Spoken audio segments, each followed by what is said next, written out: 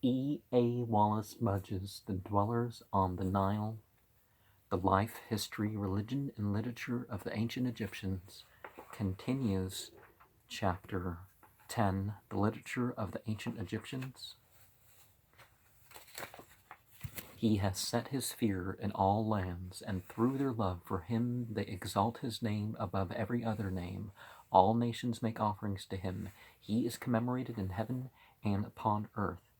Now, if we're still talking about is it Osiris the one we're talking about here? Yeah, if Yosir is the site over the throne, again, there were ancient Egyptians who did believe in the oneness of divinity and even the non-personification, non-limitation of divinity, and therefore, a name like the site over the throne or something like that. All nations make offerings to him, and he is commemorated in heaven and upon earth. He is greatly acclaimed in the Uwak festival. The two lands, with one voice, utter cries of joy. He is great. He is the great one who is first among his brethren. Now, see, when you got the personification, the having brethren and children and stuff doesn't quite, that makes sense, but the other part where you're referring to it as a god, and God, commemorated by all and all that, he is the prince of the company of the entities and the establisher of truth throughout the two lands. He has set his son, Horus, upon the great throne of the father Geb.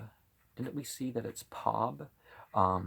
He is the darling of the mother Nut, great of might. He overthrew the Sabah fiend. Sabah kind of indicates that we're dealing with an astral, with a star entity. He stood up, slaughtered his enemies, and set his fear in his foes. Firm of heart or will, his legs stand firm. And getting rumbly in the tumbly, I don't know if you hear that, but it's not my heart, it's my stomach. His legs stand firm. He is the heir of Pob and the sovereignty of the two lands. Pob has seen his excellence and has entrusted to him the ruling of the world, so long as times and seasons last. With his hand he made the earth and the water, air, vegetation, cattle, feathered fowl, fishes, creeping things, and beasts of all kinds. The desert belongs, by right, to the son of Nut, Yasir. And the two lands rejoice, Art and Qsmet, the red land and the black land, Daweh, rejoice to crown him upon the throne of his father like Ra. He rises in the horizon, he lightens the darkness, from his plumes shoots forth light and brilliance like Itan, the solar disk. He floods the two lands with splendor in the early morning. His white crown pierces heaven. He is a brother of the entities, the guide of every entity. He is gracious in command and speech. He is the favored one of the great company of the entities and the beloved of the little company of the entities. So sort of a demiurge character, thinking that, proclaiming himself as God when he's only a worker. Well, something that lived before the humans that are living now, so that's something. But the birth of Horus, his sister, yes, protected him, driving off his enemies, turning aside evil happenings. With the spells of her mouth, the weighty utterances of her tongue, the infallibility of her speech, and the effectiveness of her command and word. Yes, the enchantress, the avenger of her brother, sought him untiringly, and traveled about over the earth, sorrowing, and rested not until she had found him. She produced warmth from her hair. She caused air to come by, the beating of her wings, and she uttered doleful cries for her brother. She caused movement to take place in what was inert in the still heart, the dead Osiris. She drew essence from him. She made flesh and blood. She suckled her babe in loneliness. no man knowing where he was. The child grew up. His hand became mighty, and the house a Pob, the earth. And the company of the entities rejoiced greatly at the coming of Her, the son of Yesir, established of mind, true voice, son of Yist, heir of Yesir. And that's from a Stelian Paris. Her is like the personification. It's like when you say Bhagavan, you're not saying that, Indra and the rest. You can say that that's all the same God without personifying it and dividing into different personages and different gods. And there's evidence to say that a lot of this came later, but because certainly, as we've seen, your yes seems to have came from previous African, could have come from a previous African culture, and over the thousands of years, the Egyptian theology drew up family life and various other things for this particular name. Same thing with her, took hundreds of years to develop into these sort of stories, as far as the mention. The hymn to Yitin. Thy rising is beautiful in the horizon of heaven. O Yitin, ordainer of life, thou risest in the eastern horizon, filling every land with thy radiance.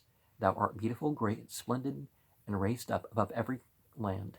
Thy rays, like those of Ra, deck every land thou hast made. Thou hast taken them, however many they may be, and hast made them subject to thy sun. Thou art far away, but thy beams are on the earth. Thou art on faces, they admire thy goings. Thou settest in the west, the earth is dark as with death. Men lie down in their cabins, shrouded in wrappings. One eye cannot see his companion. There are still people who worship the sun today, and I've met a guy who he acts out the worship of the sun and claims, oh, when I'm saying golden rayed one and all that, I'm not praying to the sun. Well, if you're blindly following a system of yoga that worships the sun, that's kind of what you're doing. Men lie down in their cabins shrouded in wrappings. One eye cannot see his companion, and if all their goods that are under their heads be carried off, they cannot see. The lion comes out of his den, creeping things bite. The darkness is their shelter. The land is silent, for their Maker hath set in his horizon. Thou risest up in the horizon at dawn. Thou shinest in the disk in the day. Thou scatterest the darkness. Thou sendest out thy rays. The two lands rejoice. Wake up and stand on their feet, for thou raisest them. They wash, they dress themselves, they give thanks for thy rising. They do their work. All beasts and cattle turn to their pastures. The grass and herbs flourish. The waterfowl fly over their marshes, their feathers praising thy Ka, the astral soul. As soon as thou risest, all the beasts stand up, and feathered fowl and reptiles of all kinds spring into life. And some will say that that they don't worship the sun, they worship the angel of the sun, and it amounts to the same thing, doesn't it? At thy rising, the boats sail up and down the river. Every road opens out. The fish swim up towards thy face. Thy beams go down into the seas. Thou createst seed in men. Thou fashion it into the offspring in women. Thou makest the son to live in his mother's womb, making him to be silent and not to cry out. Thou art a nurse in the belly, giving breath to sustain life in what thou hast created. When the child is born, and on the day of his birth, openeth his mouth, after the manner thou providest food for him. The chick cheeps inside the egg, and giveth it air so that it can live. Keep up in rumbly sounds and feelings in the stomach. I don't know why. So I hope that's not too disturbing or something. Or maybe I'm mentioning it more than you can hear it. But in some cultures, they didn't worship the sun. They didn't worship the fire. They saw this as a symbol that reminded them. They knew that this direction they were facing wasn't a god. And they didn't turn it into an intercessor either, which is basically treating something as a god too.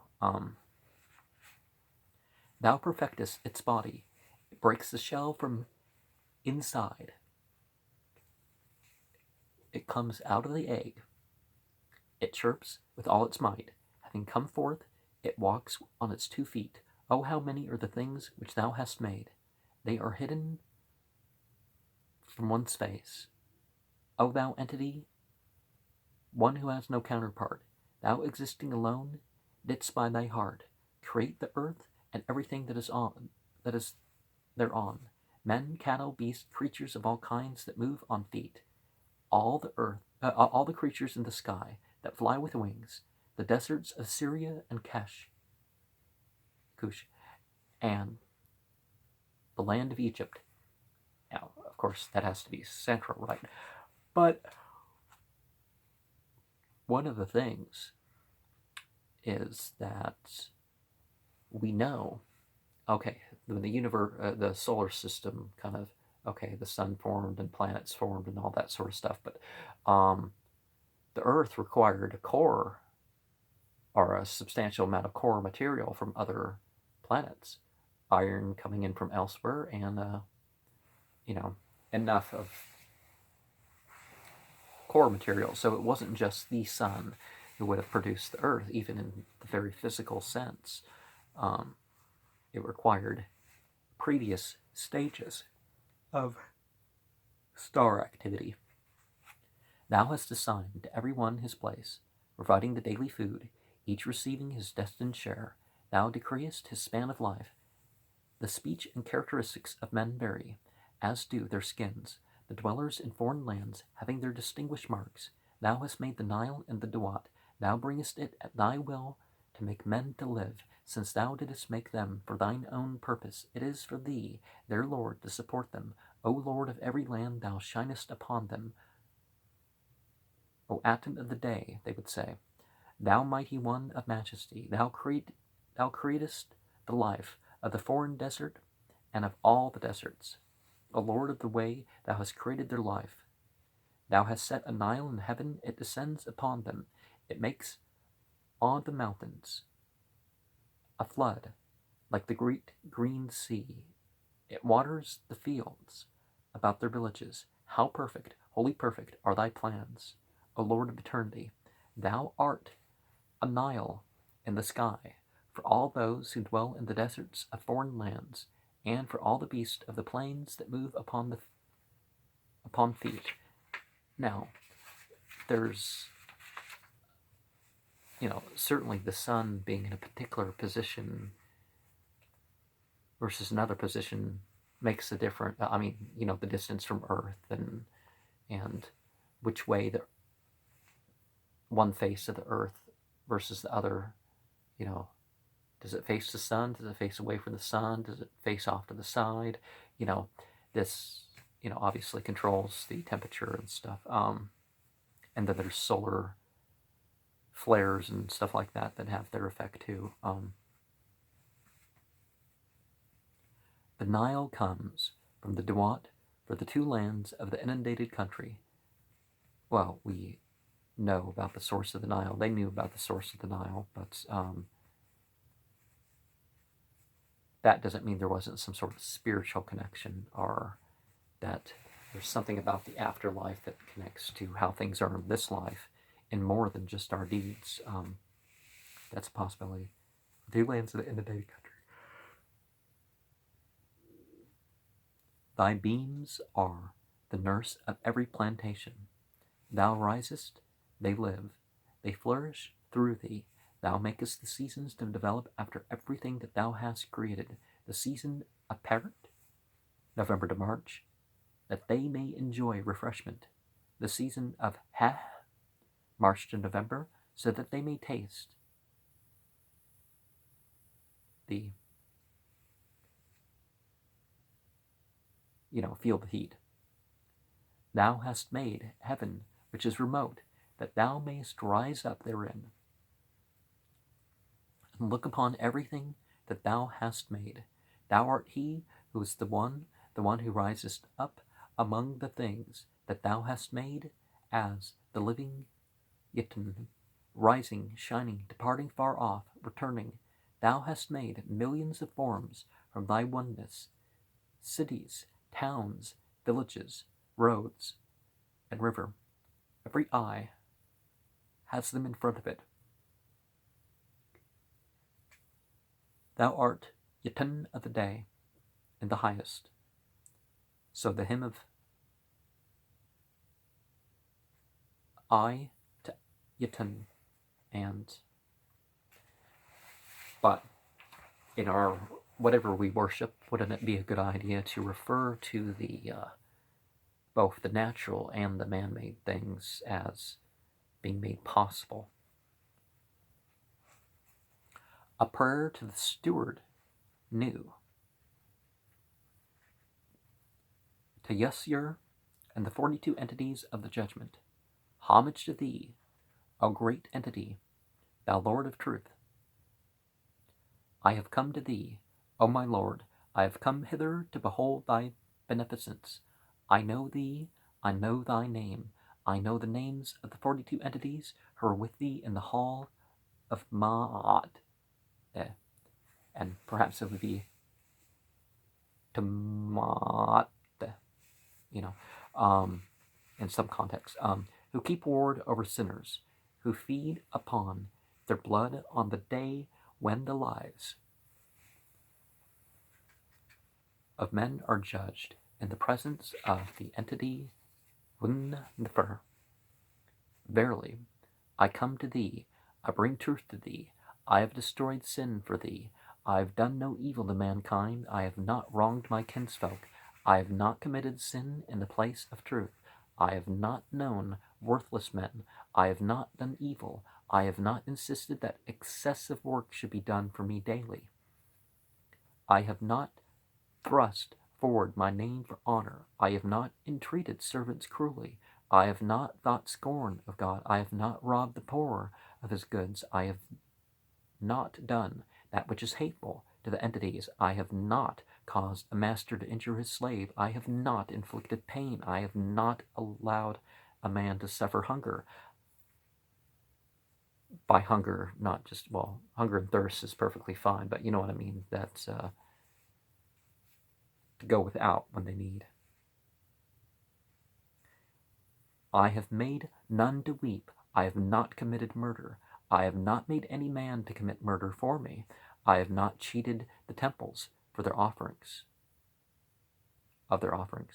I have not stolen the bread of the entities, I have not stolen the bread of the blessed dead, I have not committed fornication. I presume just like in other languages, Greek, Arabic, Aramea, it's referring to more than just coitus outside of marriage. It's referring to any sex act. I have not defiled myself in the sanctuary of the entity of my city. I have not cheated in the measuring of the bushel.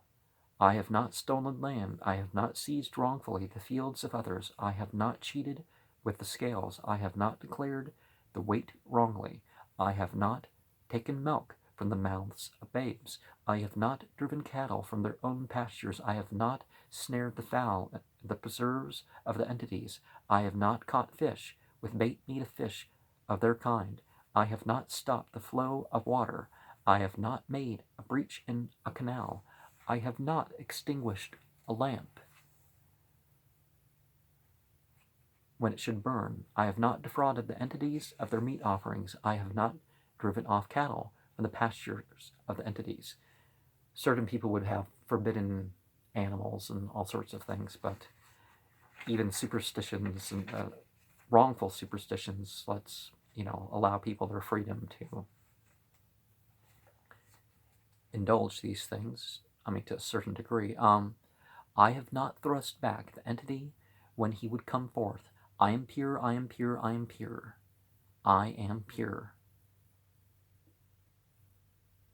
Remember the open my eyes 4 times formula, so the 4 repetitions is an important thing in ancient Egypt.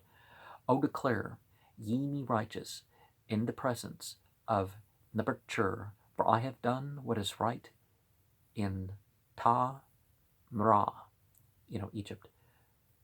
I live upon truth, I feed upon truth, I have performed the commandments of men and the things that please the entities. I have made the entity to be at peace with me by doing his will. I have given bread to the hungry man and water to the thirsty man, and a boat to him that was shipwrecked. I have made offerings to the entities and given sepulchral meals to the spirits. Well, having a spiritual life is okay, but basically coercing people to, we must make offerings to our spirits. Therefore, deliver me and protect me, and bring no charge against me in the presence. I am clean of mouth and clean of hands. Therefore let it be said, when they see me, welcome, welcome. I have testified before Hrathath, and he has acquitted me.